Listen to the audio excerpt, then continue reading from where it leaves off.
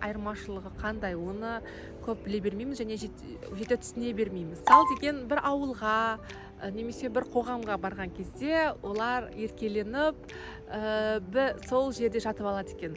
Содан кейін оның әдемі деген қыз келіншектері келіп сол салдарды көтеріп алып киіз үйге кіргізу керек екен. Және содан сал деген, яғни мүмкіндігі шектеулі деген мағынаны білдіреді ғой. Сол атаудан шыққан деседі. Салдар олар міндетті түрде топтасып жүреді және олардың киімдерін қарапайым халық киюге тыйым салынады. Егер киінсе, оның киесі ұрады деген сияқты өздерінің бір қағидалары бар.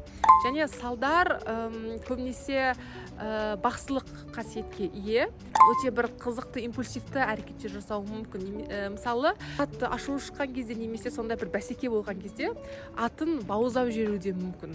Көбінесе тәкаппар болады.